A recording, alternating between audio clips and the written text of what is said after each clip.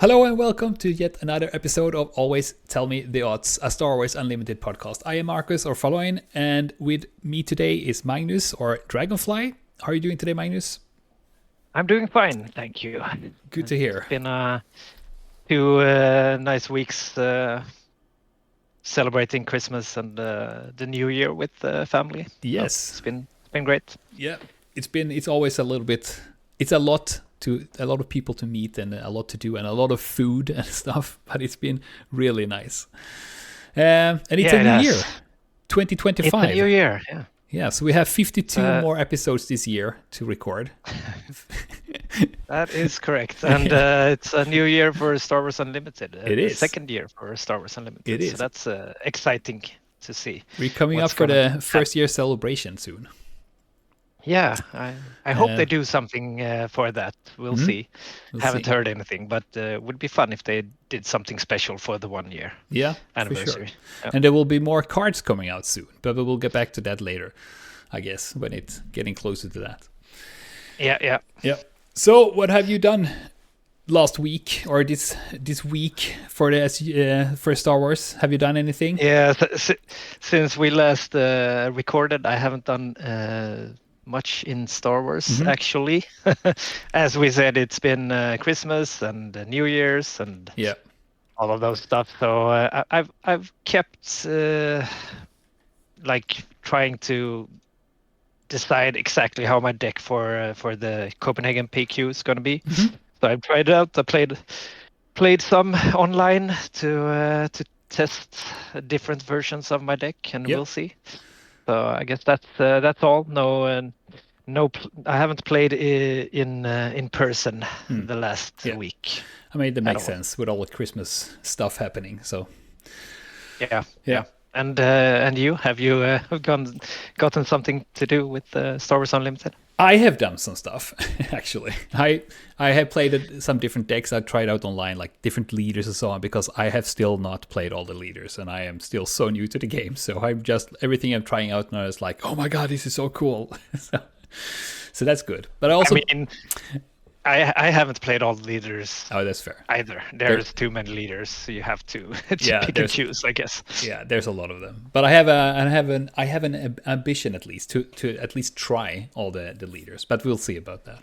But I also built my first deck from scratch, like picked out like a strategy or something like I want to do this, and then I put a completely new deck together, which was a lot of fun. I took the Mandalorian trait, and I was like, everything in the deck needs to be Mandalorian, more or less. So I built a deck there and tried that out, and it's not a tournament-winning deck, but it was a lot of fun to play. When I played against AI, I won every time very easily. Then when I played against another person, I lost so much. So there was room for improvements in that one, but it was fun. Sure. I mean, it's a good way to try out building decks if you're new at it. To pick like a trait or like you picked the Mandalorian and tried to do a Mandalorian deck. Because it limits your options a bit, so you don't have all the cards to choose from. Less overwhelming. Like a theme. To like pick a theme and try to stay within that. And it was a lot of fun. And I mean. It's super fun to build the decks. Sometimes they're good, sometimes they're not. But it's fun to do it, and I kind of got a feeling for how to think strategically over the resource building and over the turns, and then I understood like, I'm so weak in the middle here. I need to have something here, or how do I defend myself during that time so I can come back later? Or I learned a lot to doing it. But I also, it's always good to learn how to build the decks. It will help you when you keep on drafting as well, and building decks in drafts and things like that. And I put the deck up on my YouTube channel if anyone wants to see that. Also, I did another thing. I decided to jump straight into the deep water, and I signed up for the PQ in Copenhagen. Yeah, that's amazing. After like it's gonna be good. After like 2 months of playing the game, it's like, yes, let's do a PQ. Yeah, I mean, it's gonna be a good weekend. It's gonna be fun. It's super fun that you decided to join. Yeah, Uh, it will be fun. I I'm mean, excited. why not just throw yourself in the deep end Yeah, and try for it sure. out?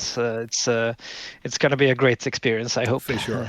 And there was like I in our like local group, I said that people were asking if who is coming, and I said I will come and watch, and a lot of them were like, "Why are you just watching? If you have the money for to sign up, do that because it's fun, and I mean you can just go there and have fun." And I was like, "Yeah, maybe."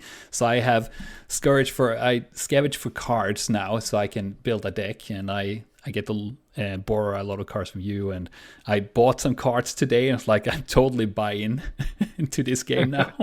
Yeah, So it will be a that's lot of fun. great. Yeah, but it's this is a little bit what we are going to talk about today, like tournament and competing in Star Wars Unlimited, because I am not into the game for winning like the world tournaments or anything. I'm into the game because it's fun to play with other people and meet the community, and I love fiddling with the cards. I never thought I would that, but I love fiddling with the cards and Yeah. buy new cards and try to build new decks and stuff. So I'm a very casual player in that sense. But also I know a little bit of competition is always fun because it's a little bit of an edge. You get that excitement. You need to take out your cards and look at them, what you need, and you need to fine tune your deck and so on. So even for a casual player, I think it is a good thing to enroll sometimes in a competition or a tournament. Yeah, I mean, it's I love doing it. I've talked about that before. Just Yeah. build up before a tournament, trying out decks, and and then of course the tournament itself is super fun. So it's going to be very interesting to see what you think after the PQ. Yeah.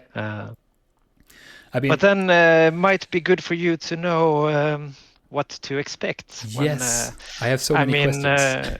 is there things you might need to do before a tournament, and Exactly. how what to expect when you arrive, and all of that? So Yeah, yeah. I guess that's what we're gonna talk a bit about today. Yeah, because you have done this a lot of times, so you know very well what to do. I mean, I have been in competition before. I have in sports, but never in card games. So I have so many questions. And you, I Yeah. think, have all the answers, to be honest, because you have done this a lot.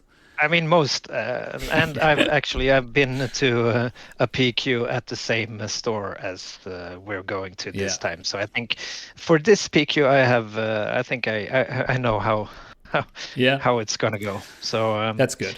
but I mean, it was it's a big difference when I've played a lot of not board games, miniature gamings as well, tournaments, and it's quite different to do TCG tournaments Oh, yeah? from others. So Okay.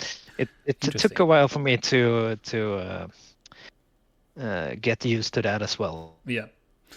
Okay, So so if you break it I down, mean, what do I need to do before the tournament?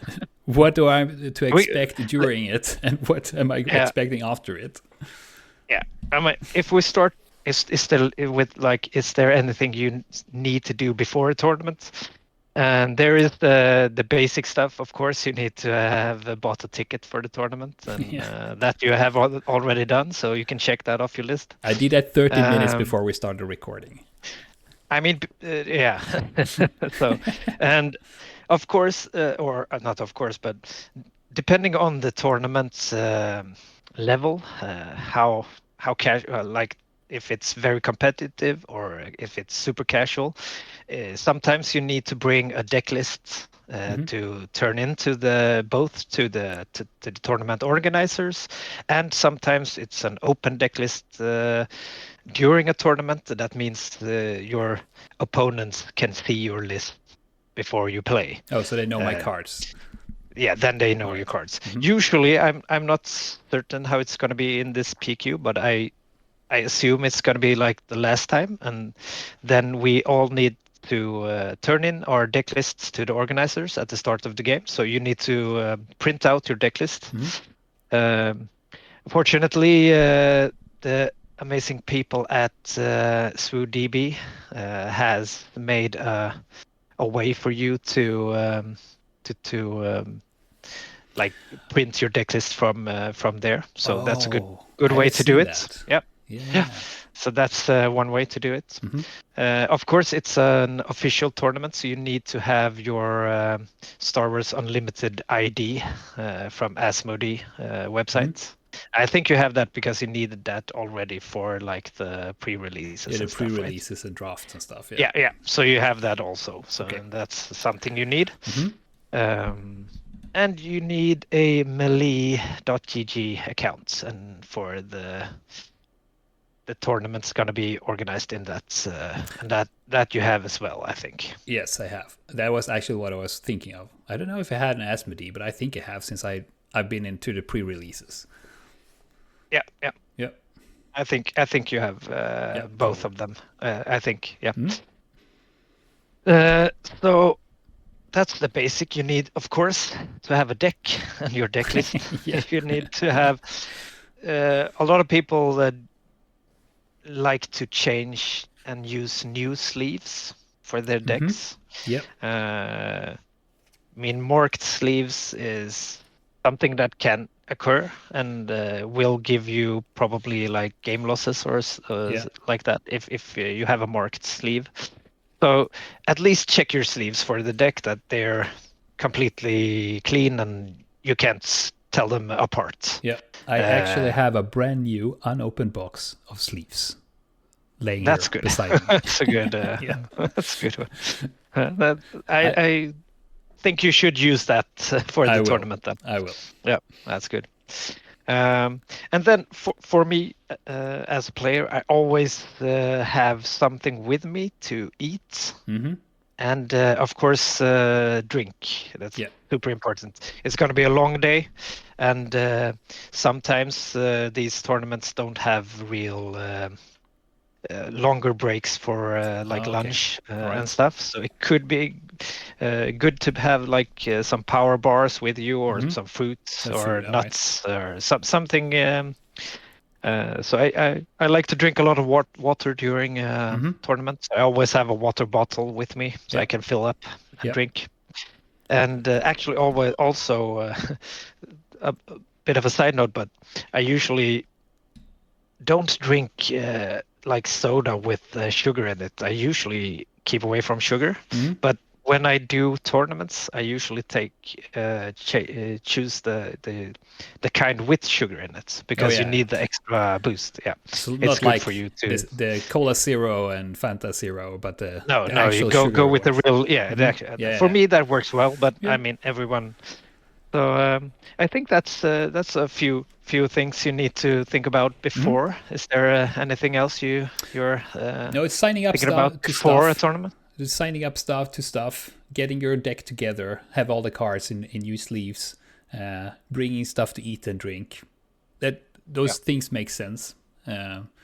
The deck list, I didn't know that, or I knew that you need to bring the list, but I didn't know if like can you bring whatever an Excel sheet, or is there a special format you need to do it in, or I mean, yeah, usually depends. the tournament organization like tells you Tell you, before in the yeah, how you need to do it. But yeah, last time at this store, it worked well with the SWDB printout yeah, yeah. of Okay, your deck. all right, So I guess I think that's how I'm gonna do it this time as well. yeah. That will make me Um, so nervous. But like, do I have all the cards, and are they yeah, the same on the list? And I was like, that will make me so I guess nervous. that's another thing. Like, go through your deck Yeah, yeah, maybe the night on the night before and pack everything like yeah, before, for sure. so you don't have to do it on the morning when you're like getting late to get To the to the train, tournament or yeah, the train. especially with our Uh, trains. yeah, I guess we have to talk about that when we're gonna go over. Yeah, yeah, yeah, for Probably sure. should be there a bit before. And I Yep, mean, that's a good segment to go. What to think about during the day of the yep, tournament. yep. That is a good thing. So, I mean, the first thing is to be on time.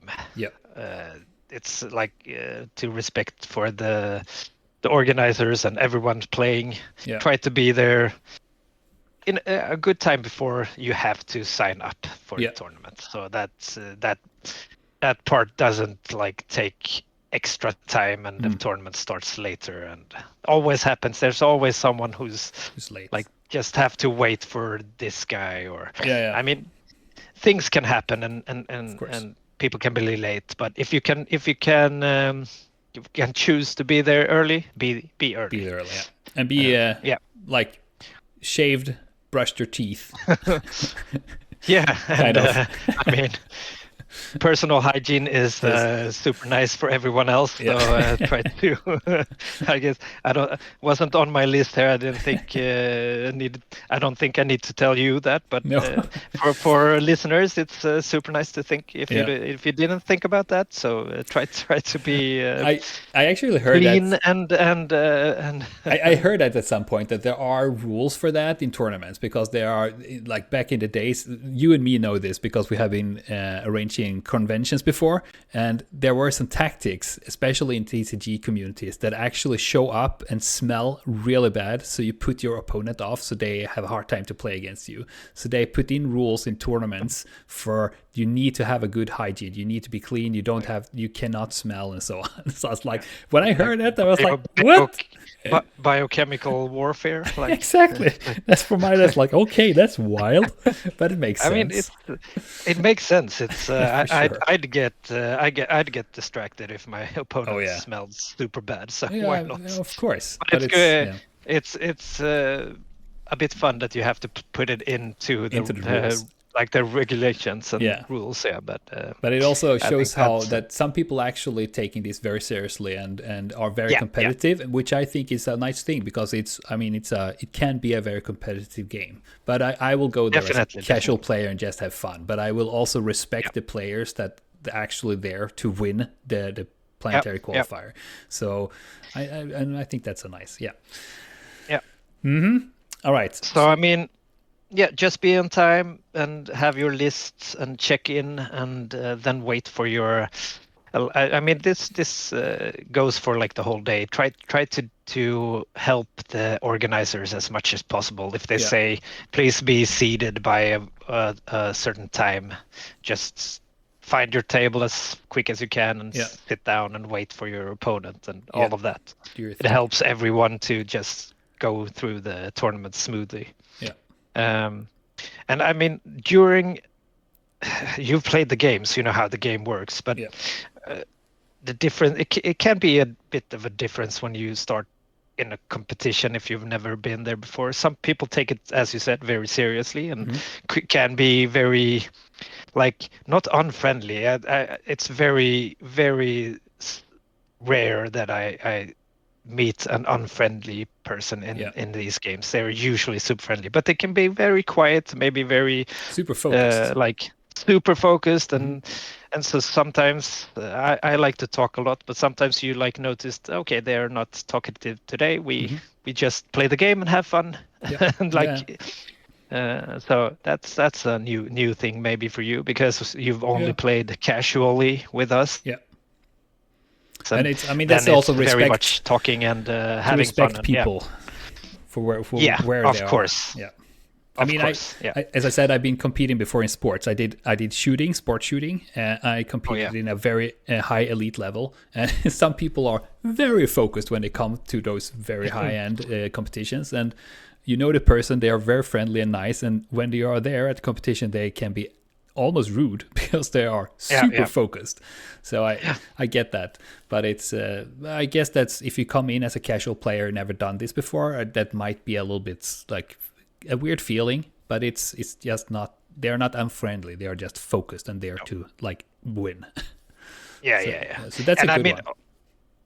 Another thing to think about, you can always, if there is something you're wondering about, you can always ask the organizers. They're usually super nice, and I mean, they're taking time to just help us do tournaments in a game. It's not like anyone's gonna win something big, or it's we're all there because we love the game and we want to have fun, and of course I mean, I'm there to win as well, but that's so usually everyone's super nice, and it's a great atmosphere. So I mean, I also go there to win. Otherwise, what Yeah, of course. would I sign up? But I don't have any illusions that I will win the whole tournament. But I will for sure go there and do my best because that's also out of respect for the people out there that actually want to fight in the tournament because they want some oppositions also and not just like Yeah, someone yeah, yeah. who plays around. Of course.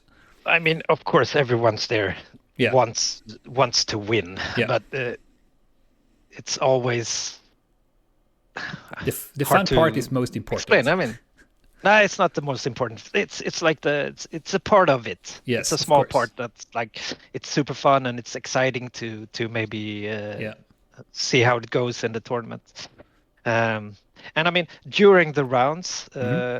this is probably something you haven't played a lot around. Mm-hmm. It's because of the timed limits we're gonna have now. I guess we had timed limits when we played pre-release as well. We We did. had It was some stressful. experience from it, but it gets a bit more stressful in a competition like this Oh because no. both you don't want to be the slow player because you don't want to like make your opponent lose because you were slow. That Yeah, doesn't yeah. feel good at all. Yeah. And and on the other hand, sometimes you feel like maybe you need to tell your opponent maybe we should like speed this up because you feel like Mm-hmm. either they're playing slow or you both are playing slow. And my tip there is like just be open and like honest and nice with your opponent. And Yeah. if you feel like the game is taking too long, just say that, oh, maybe we're playing a bit too slow. Maybe we Mm-hmm. should like pick up the pace and something like that and try a bit. There is people who on like really wants to slow play. That's super rare as well. I Mm-hmm. think I haven't met anyone Like a yet that strategy, you I've mean? yeah that I haven't met anyone yet in this game that I've like felt, oh, this guy is really trying to Oh. only get us to play one out of our best of three. Oh, So okay. I don't think it's something you like have to think about. But Mm-hmm. if the situation should occur, there it's like that it's always okay to call for a judge. That's another thing Mm. in a Oh, tournaments. that's good. That's a Yeah. new thing, and it feels kind of strange in this beginning if you Yeah. it's always good to call a judge if you have a question about the game. Yeah. You shouldn't you shouldn't always trust your it sounds wrong to say it, but trust your opponent. Mm-hmm. Not that they're doing it on purpose, trying to like trick you The or trickier. something. No, But no.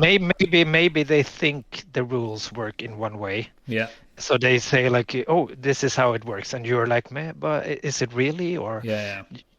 it's I always think. just call a judge and they will quickly and very helpfully just tell you guys Yeah. this is how it works and just keep going. And I think And that could be a challenge for me as a new player who have yeah, never done it. Like, do I really know the new rules, or is probably what they are saying, my yeah. opponent? But it's yeah. So I should trust And my you gut. shouldn't feel bad for calling a judge or Yeah, shouldn't it's I and think that's it's I super don't think important. most people doesn't don't mind because Mm. it's part of the game. If you feel that you're not sure about the rules, just call a judge and they'll Yeah, help you quick, yeah, and you can keep on playing your game. So yeah, that's always something I tell people first time they're playing a tournament. Don't be shy to call the judge. Don't feel like you're the bad guy because you're calling the judge on your opponent. That's not what you're doing. You're trying to uh, get get have a get the fair right game. rules for the game. So so you Yeah, both play a fair game. I think that's a So good. that's Think that's a good advice because I feel that I would be a little bit uncomfortable doing it, but so it's good that you say that it's like it's super normal to do it, and also yeah, I think it's good yes, to yes, know that's the culture because if my opponent calls the judge, it doesn't yeah, mean that yeah, he doesn't trust me or I did something wrong. It's just like it's a common thing. You can do that, and we can talk yeah, stuff out. yeah. So that's really good And advice. and often it's much better to just as soon as there is some you disagree on a rule or you're like, wait, Yeah. is this how this is? Just call the judge right Hmm. away. Don't start arguing or like trying to work it out yourselves, or just call the judge. They'll Yeah. quickly help you guys and you can keep on playing. It's much more easily done like that. Yeah. I mean, sometimes it's a stressful situation for people. You might get like a brain fart and think, oh, this is how this rule works, and when the judge comes, no, that's Oh yeah, yeah. not it at all, and you're like, oh yeah, I knew that. Yeah, and But especially in a press just, situation yeah, like that, where you are a little bit, you're super focused, you're maybe a little bit nervous and yeah, stressed, and there's like a lot to stay on stake. So yeah, it's easy yeah. to forget stuff. So don't think All right. don't think you're doing something wrong if you're calling the judge. No. That's So super calling a normal. judge is So a good thing. All right. that's a good thing. Yeah, it Yeah. just helps the game going forward. But the time it stresses me, man, because I remember I remember in the pre-releases, it's like, oh my god, this is so short time. And also I needed to read all the cards and stuff. Now I know the cards a little bit better, and I also know a lot and of now the you're opponent's cards. gonna know your deck well. And for sure.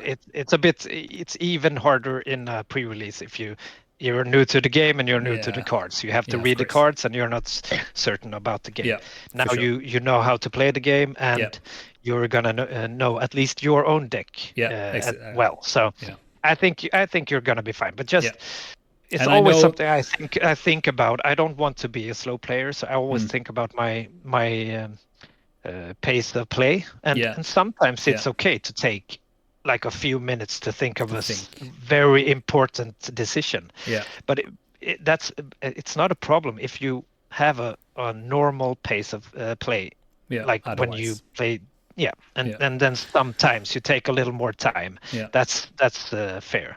And but I mean, it's it is a strategic game, so you need to think about what you're doing. Oh yeah, you cannot just like rush it through. Yeah, so it's super important to not take like too quick decisions sometimes. So that's fine. Just keep up the play. And now I know some of the other cards are like Overwhelming Barrage. Hate that card because I can't play it myself, but it's yeah. I mean, it's a great card. It is a great card, for sure. And, all right, so so calling judge, play in a normal speed, don't delay too much, and like do what you need and show up in time, so you actually have the time that you are entitled to play the game. So all right. I mean, that helps both you and your opponent, and for sure. You can have a fun game to play instead. So so how do you play 3 matches against each other, right? Against your opponents. It's a best of 3. So best of 3. So what we do is that we sit down, we play the first game, and when we are done with that, so I lose the first, for instance, then we just shuffle our decks and play again. We don't have to like. And you can sideboard after the first game. Before the first game, you have to use your deck as on your list. Okay. On your deck list. You always start with that. Yeah. The first. Okay. You always start with that in your first game. Okay. In the second and the third game, if there is a third game, you're able to sideboard from your sideboard. The 10 cards you have in your sideboard. You're allowed to take out and put in cards. You're not allowed to go below the number of cards you had in your deck from the beginning. So 50. Okay. So if I have 52, but for instance, if you from the had beginning. 52, you needed to go change 4 cards and still be at 52. You can, however, add all the 10 cards. Oh, okay. Deck. So I can have 60 if you cards. Would like that. Yeah, if you would like to do that. Okay. I think we need to talk about sideboarding in another episode. Yeah, probably. Yeah, yes, that's one of the hardest thing for me as well in this game. It's super hard to know because the deck you've made, you think that's a good deck, right? So it's like always hard to which card do I take out? My sideboard is like, I like this card, but it doesn't fit here. So I put it there. Will I use it? I have no clue. So it's fine. We'll have to do a sideboard episode. Like they usually, some sideboarding is quite easy sometimes when it's super like, okay, this card is super good against this deck. Of course, I'm going to change in that, but it's that's a hard. Yeah, it's very hard. So that's interesting. So I always start with the deck as it is on my list, and the sideboard is always the sideboard cards that is on the list when I start. So we play the first game as the list, and then after the first match, I can take in some cards, put out some cards, but never go below the number of cards that is on my start list. So if I have 50 cards from the start, I need to have at least 50 cards, and then we play the second game. Can I sideboard again then? Yeah, you can. Okay. So it's the same rules. So you So can before the sideboard again third if guy. you missed something, or you had you maybe your opponent sideboarded and you Yeah. notice like, okay, now he has this card in his deck. Maybe All I right. should put in this card because it's good against that. And Yeah. yeah, so you can sideboard again. That's okay. So both before the second game and the Yeah. third game, you can say, all right, it's okay. And the sideboard is like hidden information from your opponent as well. So you don't have to tell your opponent which cards you put in from your Okay. sideboard. All right. However, I think your opponent, I could be wrong on this, but I'm quite certain. I think you have to tell your opponent, if he asks, of course, how many cards you took out and All right. put in. Yeah. Not which cards, but how But many how many? cards. All right. Yeah. Yeah. Okay. And then after the third match, so when we are done with the opponents, we take out the sideboard cards again and shuffle together the order. That's another important thing to remember when you're done with your game. Yeah. I always put back the right cards, because if you'd start the next game with like sideboard cards in your deck, it's I don't know what the repercussions are, but it's rules. You probably lose the game. It's against the rules. Yeah, probably maybe a game loss or something. I don't know. So that's super important to do that. Yeah. All right. Interesting. And how many... usually the winner reports the game to the organizers. Oh, you don't do it yourself in Melee. You go to the organizers and say the. It depends. If you can do it on your phone in Melee, you do it on the phone. Sometimes there's bad internet reception, or you don't have Wi-Fi, and maybe it doesn't work on your phone. Then you can do it to the organizers as well. But it's super easy if you can do it on your phone, of course. Yeah. All right. And how many games do you? I don't understand this, because I hear sometimes the terms Swiss, and I hear the term Top Cut. Swiss, I kind of understand what it is, but then I hear Top Cut, and I was like, what? I think I know what it is, but I'm not sure. Usually when we play tournaments in Star Wars Unlimited, we play a Swiss system tournament, and basically that's a non-eliminating tournament format. So you play a fixed amount of rounds. So usually in a tournament like this, I think we're gonna play either 5 or 6 rounds of Swiss, and then we have a top cut. So that is, if it's 5 rounds, I have 5 opponents that I play 3 matches against, or 3. Yeah, are they called matches? Best of 3. Best of 3 games. I don't know, matches maybe, but best of 3 games. Okay. So and how the Swiss tournament works is that the first round is completely random. Some games, and maybe this will in the future as well, I don't know, but some games can have like a ranking system. So maybe you're the top ranked player in a game. Sometimes you like top ranked player meet each other the first round, or maybe you get a bonus because you're ranked in the top end, so you get to play a player who's ranked lower than you, or something like that. You can do different types, but in this game, at least for now, the first round is completely random. You can just randomized.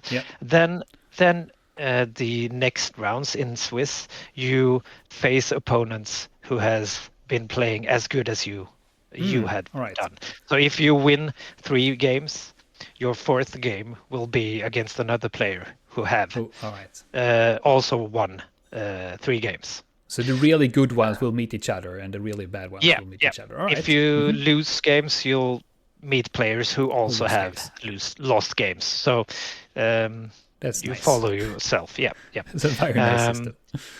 Of course, there's also in this, if there is depending on how many players you are and how many rounds, sometimes you get paired up or paired down. You probably heard maybe that. And paired up is, of course, if you have like a 2-1, you have won 2 games and lost 1 game, but then in your 4th round, you get to play against the player who won 3 games. Oh, okay. then you got paired up because All right. you got to play a player who's done better than you. You Mm. shouldn't have to do that, but depending on how many, maybe it's not even number players who All right. Yeah. won 3 games, then someone has to be paired up and paired down. All right. Yeah, I mean, that makes sense. So that happens. Yeah. Yeah. And after these, like if we say 5 or 6 rounds, Yeah. we'll probably have a cut. I guess on this PQ we will have a top 8. Yeah. So the top 8 players will play in a single elimination knockout. So that's more like a tournament, like so 2 meet, 1 goes away, and then it's like a semifinals and then final. Yeah, that's right. correct. It's more like a if tournament. in the single elimination, if you lose a game, you're out of the tournament. All right. So that will automatically give you a winner in the end. Okay. So it's a Swiss first, where it's a non-elimination. So you play, for instance, 5 or 6 matches. So you meet 5 to 6 opponents, and those are paired with you from how well you are doing in the Swiss. And that's right. Except for the first one, but that is random. And then when we have done all the Swiss, we take, if it's a top cut 8 players, there is 8 players that goes into elimination rounds where it ends up in a final and then a winner. Yeah. All right. That's a good system.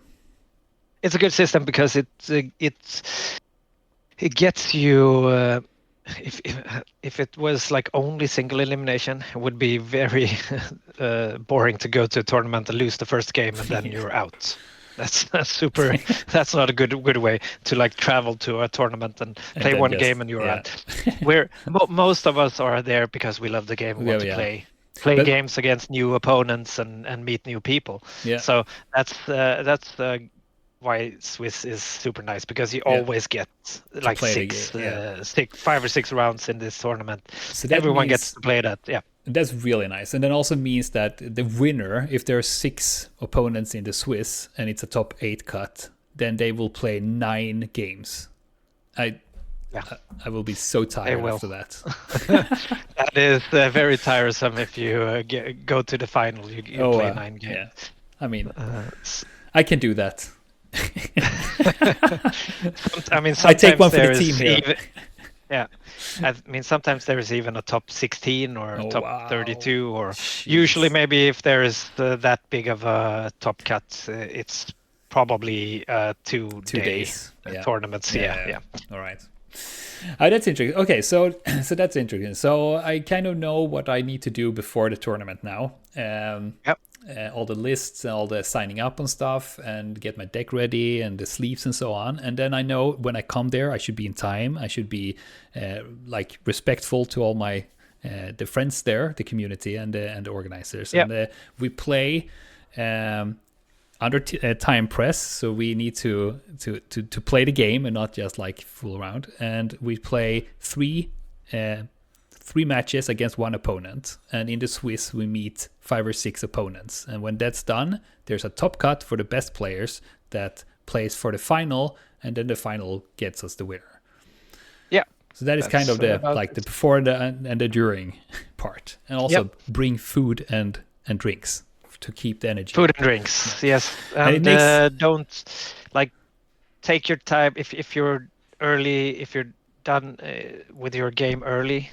Like if you have to go to the bathroom, don't wait. Do it all, because these usually played in, like, for us at least, where we live, it's usually not super big stores. Maybe they only have 1 bathroom, and there can be a very long bathroom line. So like try to get ready for the next round after you're done with the previous. So straight away. Don't like start talking and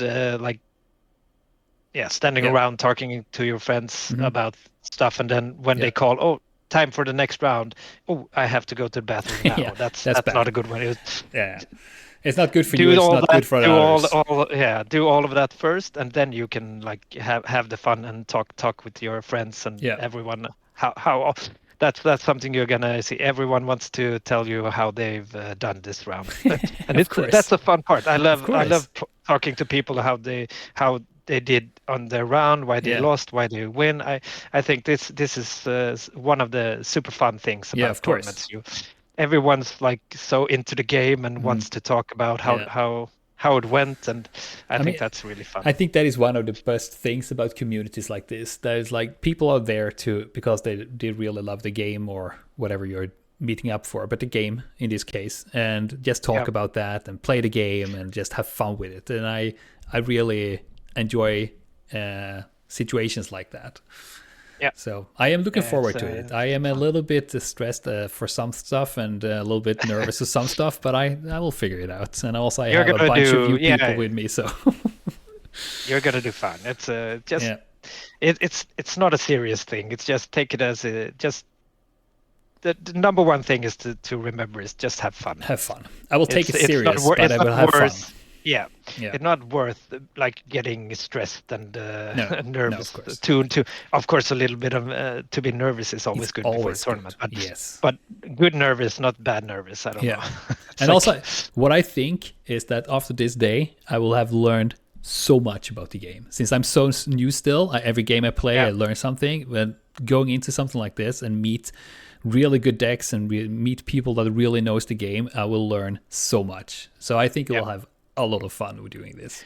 And you're probably going to be usually super tired after a tournament as well, because it's so many impressions from everything, like and there's both playing the game and talking to all the nice people and everything. It's for sure.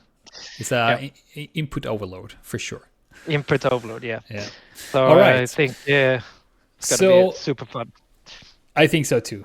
Okay, so we is there anything else we need to think about during the day, except for the things we have said, like how it works, the whole system with Swiss and so on, and the sideboarding and being respectful and calling the judges and.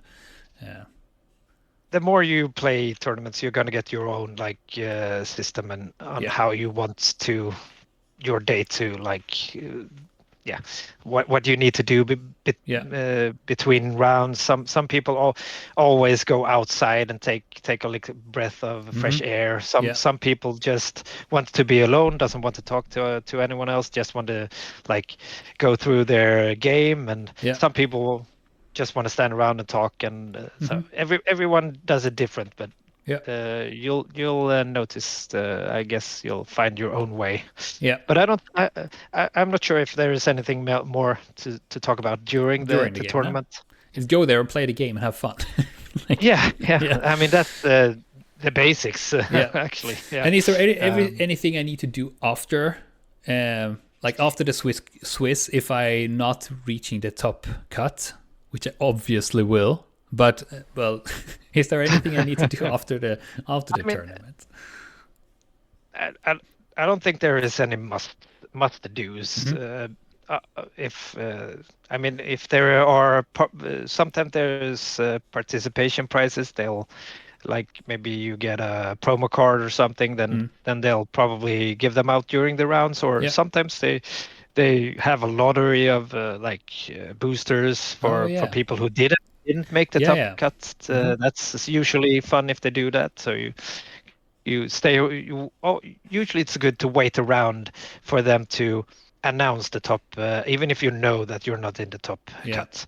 Usually it's good to be around when they do, because at that time they usually if there is a lottery and something or something like that, you'll get those things. They do that when they announce the top cut. Yeah. I also think it's very much a sportsmanship to stay there and see who is the top cut, and also maybe a little bit enjoy the top cut plays, just to like keep the competition hype there and the excitement, and also like bring something to the community.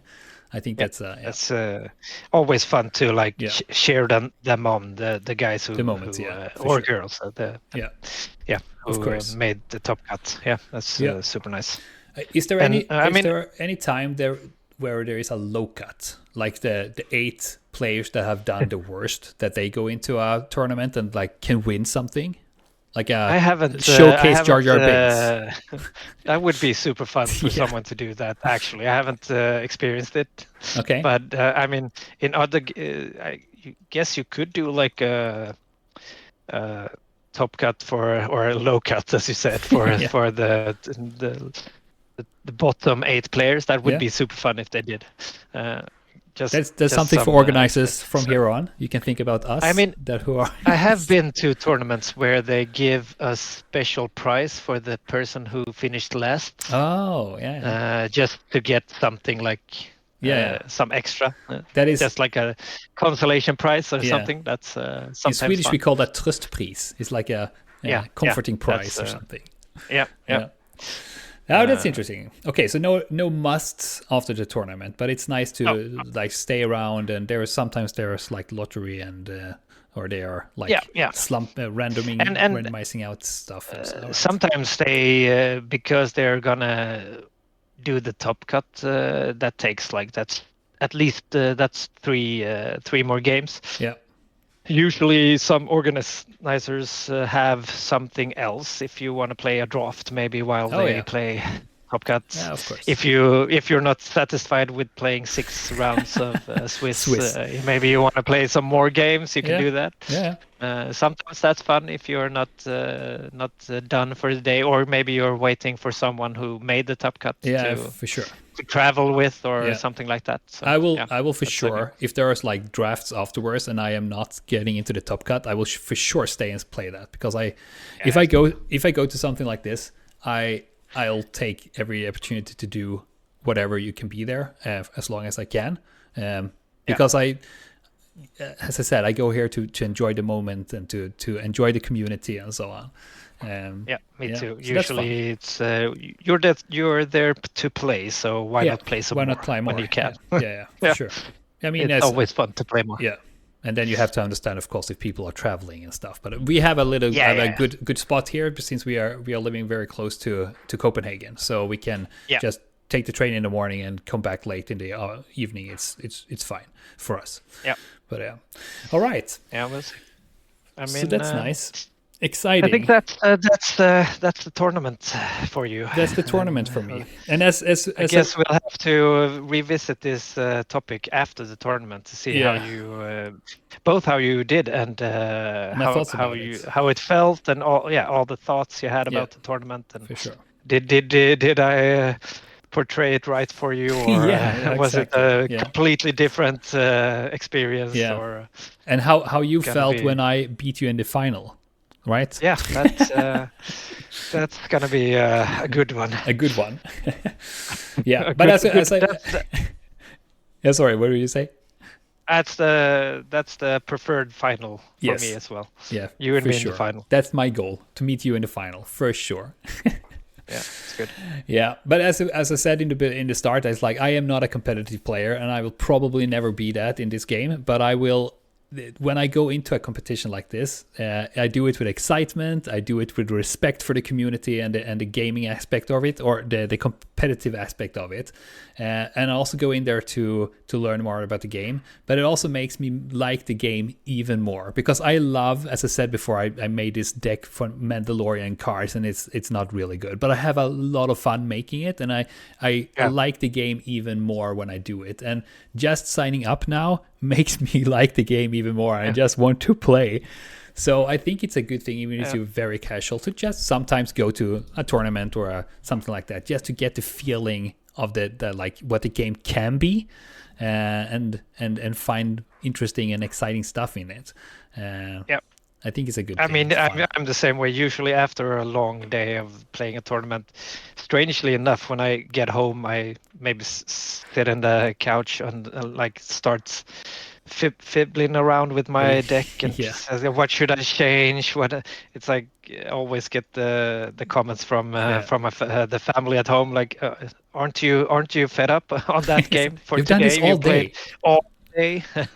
But it's as you said, it triggers you. It just makes you want to build new decks, or maybe you faced a really cool good deck they want to try out. You want to try it out. You want to see, I'd love to play that leader, or it's the same thing. It triggers. I am a ultra marathoner, so I run ultra marathons, and those are like crazy. I've been out there running for 10 hours, and when I'm out there, I'm always like, I hate this. Why do I run? I will never do this again. Then when I come home, it's like, where's the next race? And I am not a race. I never run to win anything. I just do it because I like it. But when I'm out there, I'm really tired, and it can be a slog sometimes.